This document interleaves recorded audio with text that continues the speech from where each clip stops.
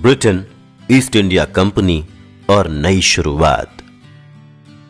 16वीं शताब्दी में भारतीय महासागर पर पुर्तगाल का कब्जा होने की वजह से अंग्रेज भारत और दूसरे पूर्वी देशों में जाने के लिए नया रास्ता खोजने की फिराक में थे। अंग्रेजों को यह विश्वास था कि वो उत्तरी रशिया से होते हुए भारत की ओर नया रास्ता खोज सकते हैं। हालांकि यह अभियान अपने असली लक्ष्य को हासिल करने में असफल रहा, लेकिन इस नए रास्ते की खोज ने ईस्ट इंडिया कंपनी की स्थापना के बीज बो दिए थे। रशिया के जरिए नया रास्ता खोजने के लिए ब्रिटेन के कुछ व्यापारियों ने मिलकर चंदा इकट्ठा किया था। इन व्यापारियों ने अपने खर्चे पर कुछ जहाजों को इस मिशन पर भेजा। ब्रिटेन के व्यापारियों का यह मिशन अपने असली उद्देश्य को हासिल करने में असफल रहा। मिशन पर भेजे गए 2 जहाज कड़कड़ाती ठंड में जम गए, लेकिन एक जहाज रशिया पहुंचने में सफल रहा। इस जहाज के यात्री रशिया की राजधानी मॉस्को पहुंचे। रशिया के राज दरबार में पहुंचकर उन्होंने रशिया में व्यापार करने के अधिकार हासिल कर लिए। इस मिशन के लिए धन उपलब्ध कराने वाले व्यापारियों के लिए यह एक संतोषजनक नतीजा था। इन व्यापारियों ने रशिया के बाद ब्रिटेन के रॉयल कोर्ट से भी रशिया के साथ व्यापार करने के विशेष अधिकार हासिल कर लिए। ये अधिकार रशियन कंपनी के नाम पर व्यापारियों को जारी किए गए थे, मगर रशिया के साथ व्यापार करने का अधिकार केवल रशियन कंपनी को ही दिया गया था। उस दौर में अंग्रेज व्यापारी गिल्ड या कंपनी जैसे संगठन बनाकर व्यापार किया करते थे। ये व्यापारी अपने स्तर से निवेश करते और उससे हासिल होने वाले नफे और नुकसान के लिए खुद जिम्मेदार होते थे।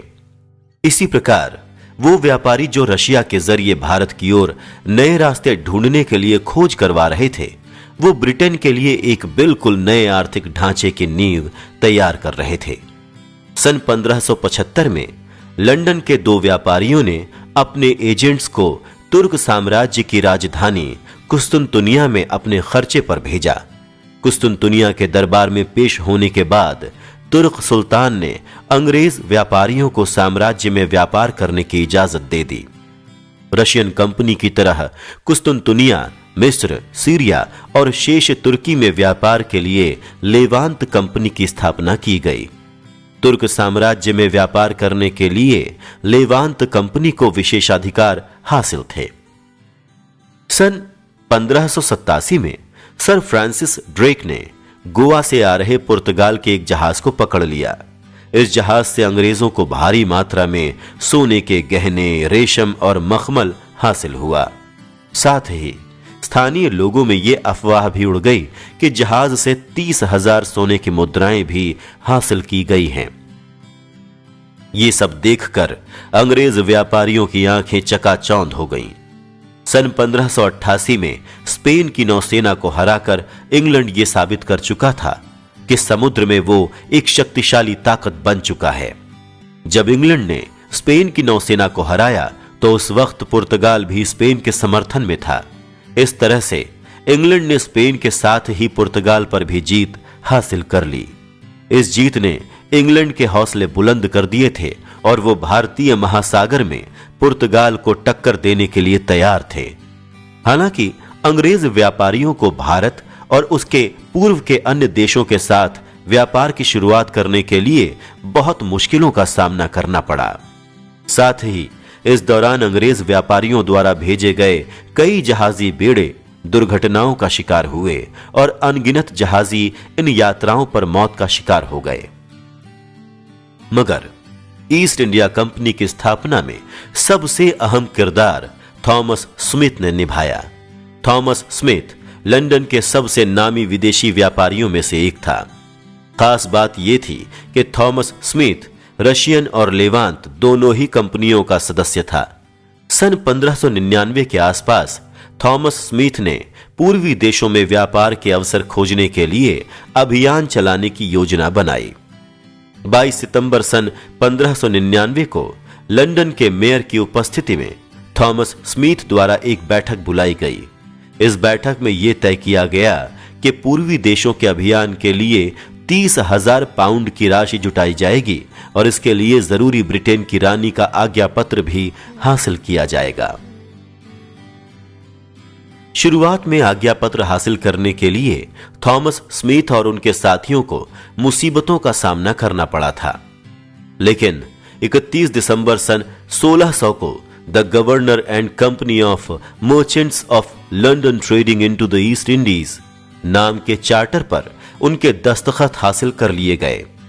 स्टार्टर के तहत ईस्ट इंडिया कंपनी का निर्माण हुआ, जिसे ईस्ट इंडीज में व्यापार करने पर विशेषाधिकार हासिल हो गया। थॉमस स्मिथ, जिसे हाल ही में रशियन और लेवांत कंपनी का गवर्नर बनाया गया था, उसे ही ईस्ट इंडिया कंपनी का भी गवर्नर नियुक्त किया गया।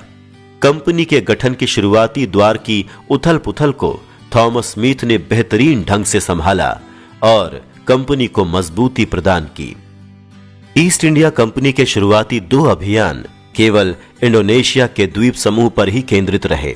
इंडोनेशिया द्वीप समूह पर उगाए जाने वाले मसालों के व्यापार से अंग्रेज व्यापारियों को खूब मुनाफा हो रहा था। वहीं ईस्ट इंडिया कंपनी ने इंडोनेशिया के लिए भेजे जा रहे तीसरे अभियान के दौरान भारत पर निगाह डाली। व्यापारियों द्वारा यह तय किया गया कि इंडोनेशिया जा रहे जहाजी बेड़े में से एक जहाज को भारत की ओर मोड़ दिया जाएगा। विलियम हॉकिंस के नेतृत्व में हेक्टर नामक जहाज भारत के सबसे बड़े बंदरगाह सूरत पर पहुंचा। सूरत का बंदरगाह उस समय मुगलों के नियंत्रण में था। उस समय मुगल बादशाह के तख्त पर अकबर के बेटे जहांगीर तख्त नशी थे। 24 अगस्त सन 1608 में जब विलियम हॉकिंस सूरत के बंदरगाह पर उतरा तो वहां मौजूद पुर्तगालियों ने उसे गिरफ्तार करने का प्रयास किया, लेकिन विलियम हॉकिंस वहां से बच निकला और आगरा जाकर मुगल बादशाह के दरबार में हाजिर हुआ। हालांकि जहांगीर को विलियम हॉकिंस का व्यक्तित्व बेहद पसंद आया, मगर मुगल बादशाह द्वारा अंग्रेजों को व्यापार के लिए कोई भी खास छूट नहीं दी गई। भारत में 2 साल बिताकर विलियम हॉकिंस निराशा के साथ वापस इंग्लैंड लौट गया। अंग्रेजों को सूरत में व्यापार के दरवाजे खुलवाने के लिए अपनी नौसेना की शक्ति का इस्तेमाल करना पड़ा। हालांकि इस शक्ति का इस्तेमाल भारत के खिलाफ नहीं बल्कि पुर्तगालियों के खिलाफ था। सन 1612 में थॉमस बेस्ट 600 टन वजनी ड्रैगन जहाज के साथ सूरत के बंदरगाह पर दाखिल हुआ, जहां थॉमस बेस्ट के जहाज का सूरत के बंदरगाह पर पुर्तगाली जहाजों से युद्ध हुआ। हालांकि पुर्तगाल के जहाजों की संख्या अधिक थी, परंतु ब्रिटेन का जहाज समुद्र में अधिक कुशलता से चलने की क्षमता रखता था। अपनी इसी ताकत का फायदा उठाते हुए ब्रिटेन के जहाज पुर्तगाली जहाजों को मात देने में सफल रहे। इस लड़ाई में पुर्तगालियों की हार से यह साबित हो चुका था कि समुद्र में ब्रिटेन अब सबसे अधिक शक्तिशाली है। इसे देखते हुए 7 जनवरी सन 1613 को जहांगीर ने अंग्रेजों को सूरत में व्यापार करने की इजाजत दे दी। हालांकि भारत में सूरत अंग्रेजों की पहली व्यापारिक पोस्ट नहीं थी। सन 1611 में गोलकुंडा सल्तनत की इजाजत के साथ मसूलीपट्टनम में ईस्ट इंडिया कंपनी अपनी पहली ट्रेडिंग पोस्ट स्थापित कर चुकी थी। ब्रिटेन के बढ़ते प्रभाव से चिंतित होकर पुर्तगालियों ने जहांगीर को अंग्रेजों के खिलाफ भड़काना शुरू किया। इस स्थिति से निपटने के लिए ब्रिटेन के राजा जेम्स प्रथम ने सर थॉमस रो को जहांगीर से बातचीत करने के लिए भेजा। सन 1616 में थॉमस रो मुगल बादशाह जहांगीर के अजमेर स्थित दरबार में हाजिर हुआ।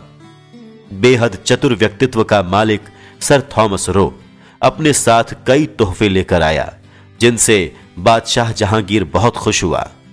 सर थॉमस रो की वजह से सूरत में अंग्रेजों को मिली व्यापार की अनुमति को बंद नहीं किया गया, लेकिन थॉमस रो अपने मुख्य उद्देश्य को हासिल करने में अब तक सफल नहीं हुआ था।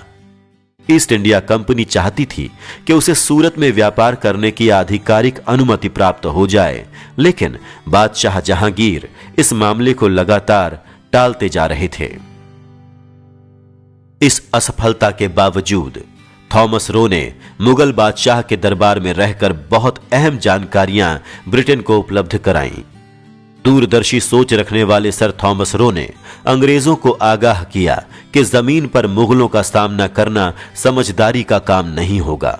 इसकी जगह ब्रिटेन को अपना पूरा ध्यान समुद्र के जरिए मुनाफा कमाने पर लगाना चाहिए।